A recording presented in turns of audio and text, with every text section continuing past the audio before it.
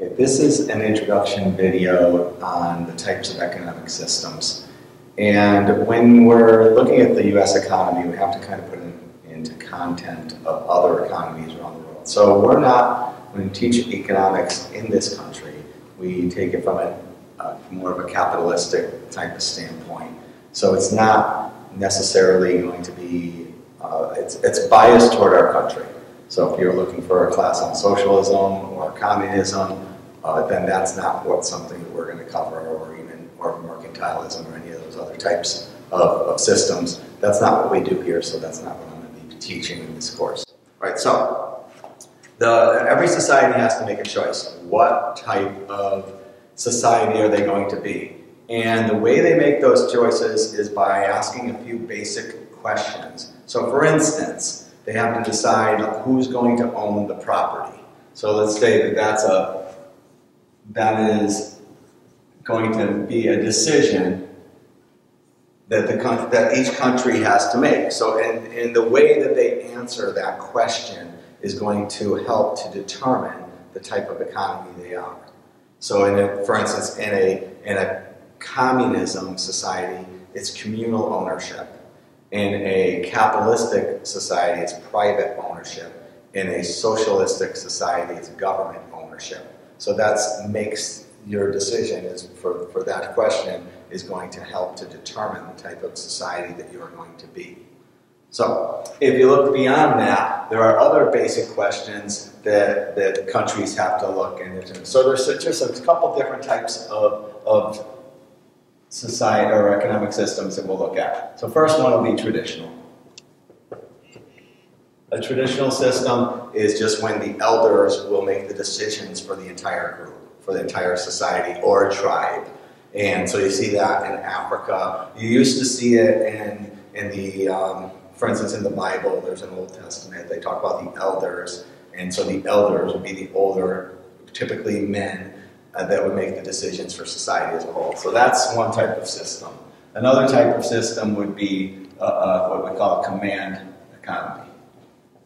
And a command is very consistent with communism. So in a command society, then the decisions are just made, supposedly, they're supposed to be made by the community as a whole, but that's not typically what happens. So if you look at the type of society it is, like Cuba would be a communist society, or China would be a communist society. These decisions that are made really not by the community as a whole, but by the top people who were born into these positions. And the next one would be capitalism. And in this case, it's the free market that makes the decisions.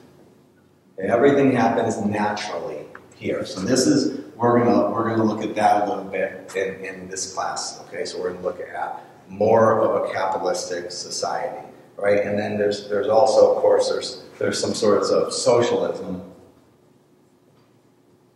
and that's government. So who makes the decisions in these societies is going to make the difference of the type of economy it is. The best way to be able to determine what type of society it is and what choice the economy has made is to look at the total spending of government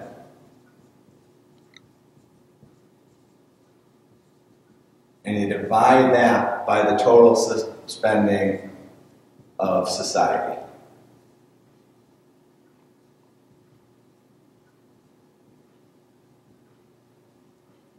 And this would be GDP on the bottom, and this would be government spending on the top. The higher this percentage, if this is a very high percentage, then that means we're going to lean more toward communism. So there are no definite numbers here, but let's just say that this number that comes out to be greater than 65%, then you're probably looking at a communist type of society.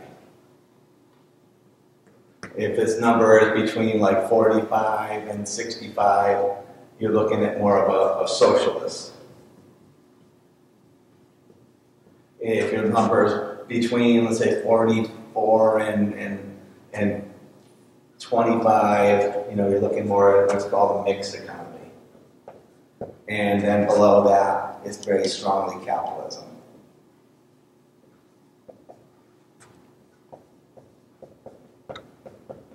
So if you look at so Cuba would fit in here, pretty much all of Europe would fit in here, the United States would fit in the mix, this is where we are, and Canada kind of comes over because they have socialized healthcare, they would come up into this area here, so they end up being more socialistic, and of course you get countries like Hong Kong in that region there. Okay, so there are 5 basic questions, they're all written out for you, like how does the system adapt to change, what company or who makes what products. All of these are explained in the notes, but just briefly, the best system for change is going to be capitalism, because if something isn't selling, the company will sell something different. They don't make black and white TVs anymore, so because nobody's buying them. They don't make typewriters because nobody's buying them, so you don't go to the store and see these things because the system has adapted to that change. And there's other questions that are in here, like who's going to produce what. Again, capitalism, it's basically a survival of the fittest. If you're not, nobody helps you out. If your company's not making it, then you just go out of business. In other countries, you may get some help, some help from the government to help you get by. So capitalism is the one that we focus on. You could look at all those different questions in the notes, and hopefully this gives you a little bit of at least a brief overview of what the notes are going to be all about. Okay, thank you.